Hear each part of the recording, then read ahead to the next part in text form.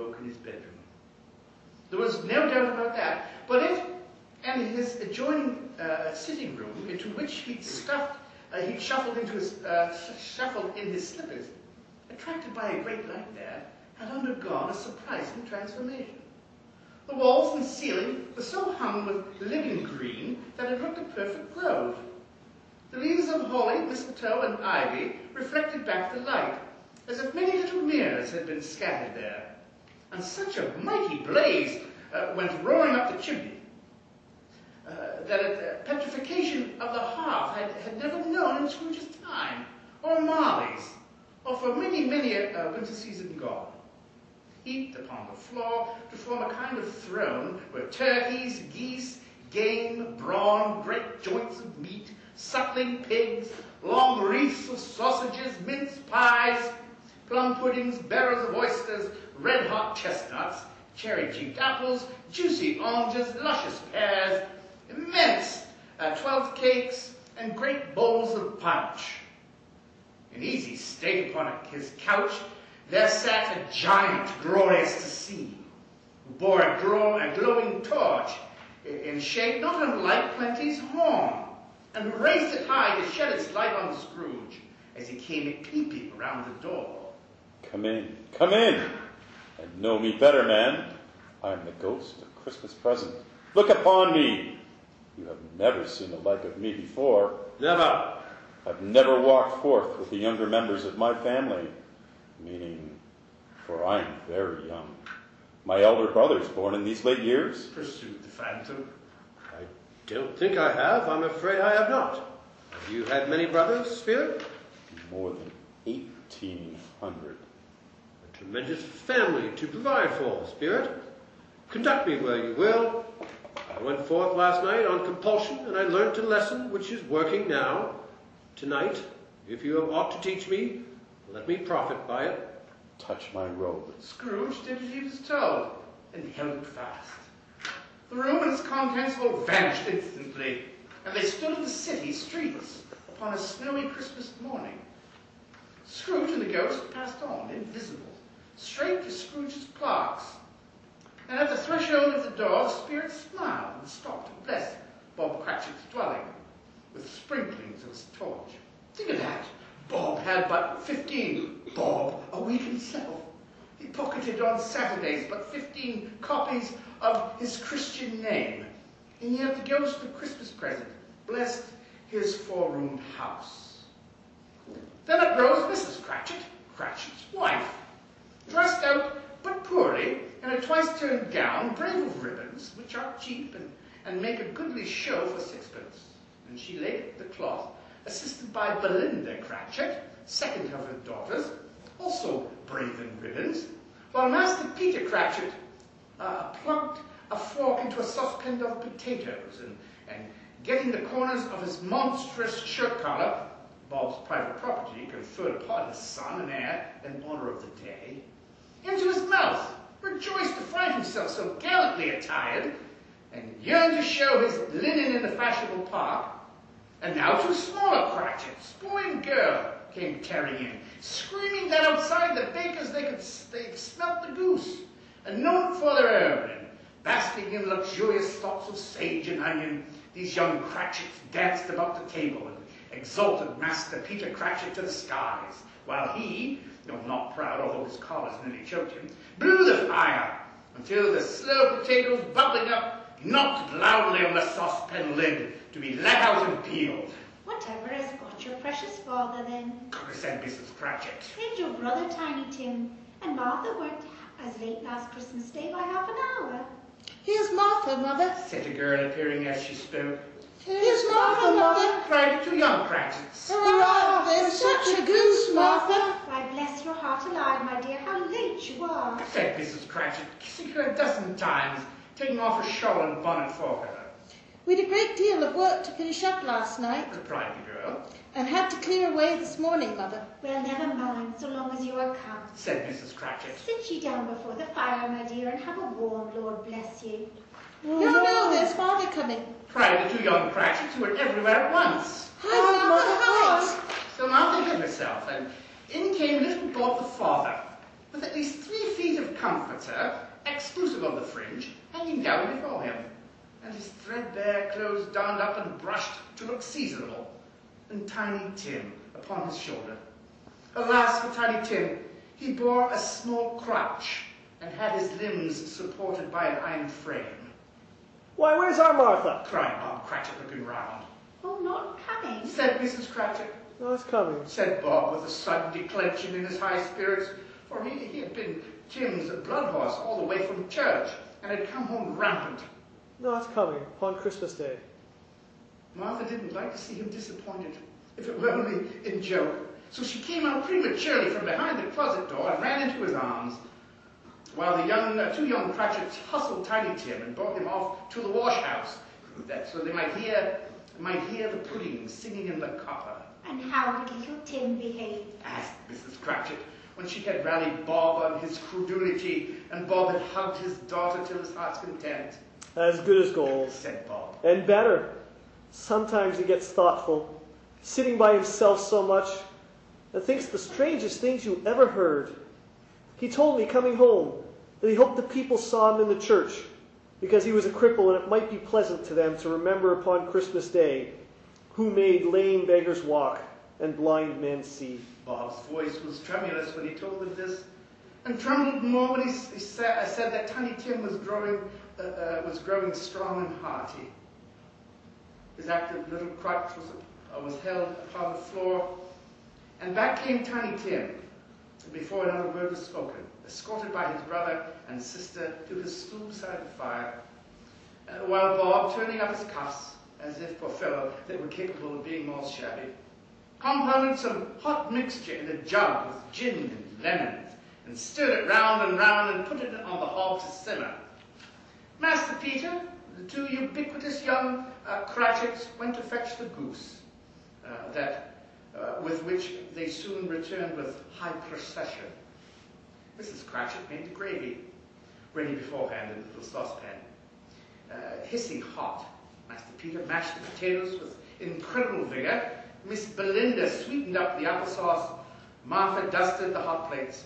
Bob took Tiny Tim beside him in a tiny corner at the table, and the two young Cratchits set chairs for everyone, not forgetting themselves, mounting guard upon their posts, cramming spoons into their mouths, lest they would shriek for goose before their turn came to be held. At last the dishes were set on, and grace was said. It was succeeded by a breathless pause, as Mrs. Cratchit, looking slowly all along the carving knife, prepared to plunge it into the breast. When she did, the long-expected gush of stuffing issued forth. One murmur of delight arose all around the board, and even Tiny Tim, excited by the two young Cratchits, beat on the table with the handle of his knife, and feebly cried, "Hurrah! There never was such a goose." Bob said that he didn't believe there ever was such a goose cooked. Its tenderness and flavor, size and cheapness were the themes of universal admiration. Eked out by applesauce and mashed potatoes, it was a sufficient dinner for the whole family. Indeed, as Mrs. Cratchit said with great delight, surveying one small atom of bone upon the dish, they hadn't eaten it all at last. But every one had had enough. And the youngest Cratchits in particular was steeped in sage and onion to the eyebrows. But now, the plates were being changed by Miss Belinda. Mrs. Cratchit left the room alone, too nervous to bear witness, to take the pudding up and bring it in. Suppose it should not be done enough. Suppose it should break in turning out. Suppose someone should have got over the wall in the backyard and stolen it. Well, they were merry with the goose, a supposition at which the two young Cratchits became livid. All sorts of horrors were supposed. Hello, a great deal of steam. The pudding was out of the copper. A smell like washing day. That was the cloth. A smell like an eating house and a pastry cook's next door to each other, with the laundresses next door to that.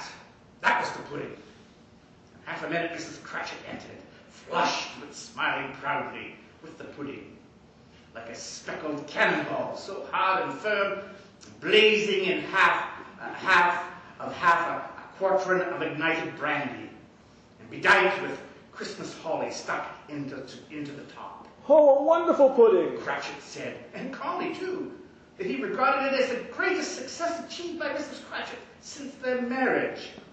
Mrs. Cratchit said that now the weight was off her mind, she could confess that she'd had her doubts about the quantity of flour.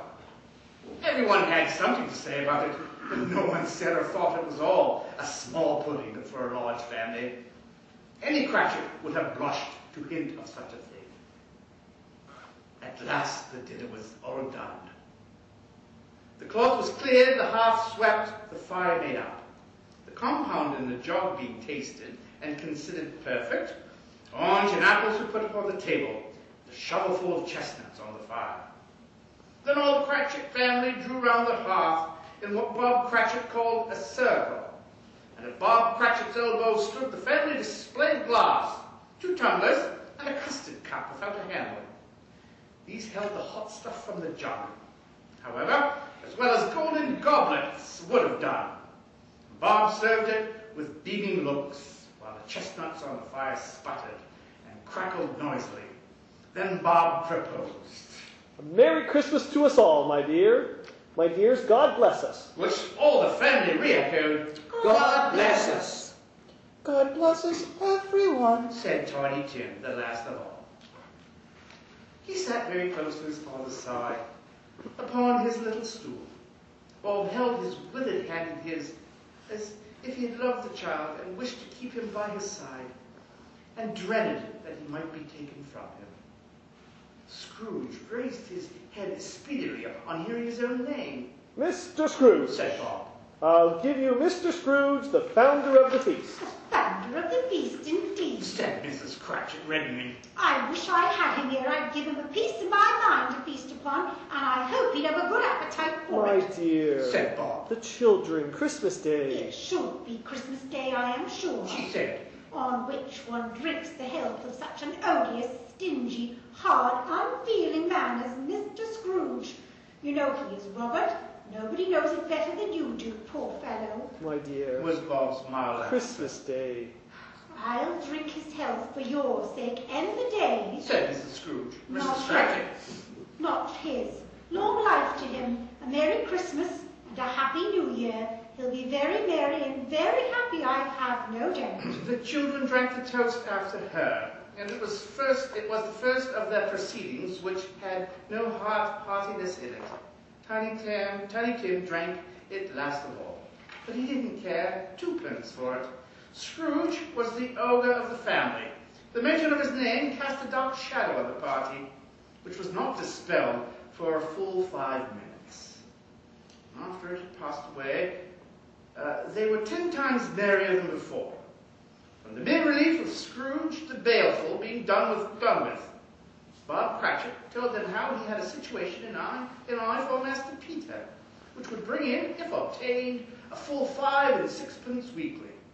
The 2 young Cratchits laughed tremendously at the idea of Peter being a man of business. And Peter himself looked thoughtfully at the fire from between his collars, as if he were deliberating what particular investments he should favor when he came into the receipt of that bewildering income. Martha, who was a poor apprentice at a milliner's, then told them what kind of work she had to do, and how many hours she worked at a stretch, and how she meant to lie abed tomorrow morning for a good long rest, tomorrow being a holiday. She passed it home. Also how she had seen a countess and a lord some days before, and how the lord was much about as tall as Peter. At which Peter pulled up his collar so high that you couldn't have seen his head if you had been there. All this time the chestnuts and the jug went round and round. And by they had a song about a lost child traveling in the snow from Tiny Tim, who had a plaintive little voice and sang it very well indeed. There was nothing of high mark in this. They were not a handsome family. They were not well dressed. The shoes were far from being waterproof.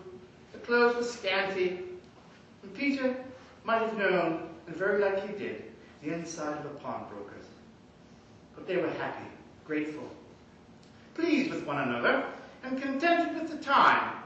When they faded, they looked happier yet in the bright sprinklings of the Spirit's torch at parting. Scrooge had his eye upon them, and especially on Tiny Tim, until the last. It was a great surprise to Scrooge, as the scene vanished, to hear a hearty laugh. It was a much greater surprise to Scrooge to recognize it as his own nephew's, and to find himself in a bright, dry, gleaming room, with the Spirit standing, smiling by his side, and looking at the same nephew. It is a fair, even-handed, noble adjustment of things, that while there is infection in disease and sorrow, there is nothing in the world so irresistibly contagious as laughter and good humor. Scrooge's nephew laughed. Scrooge's niece by marriage laughed as heartily as he. And their assembled friends, being not a bit behindhand, laughed out lustily. He said that Christmas was a humbug as I live, cried Scrooge's nephew. He believed it too. More the shame for him, Fred, said Scrooge's niece indignantly. Bless those women. They never do anything by halves. They're always in earnest.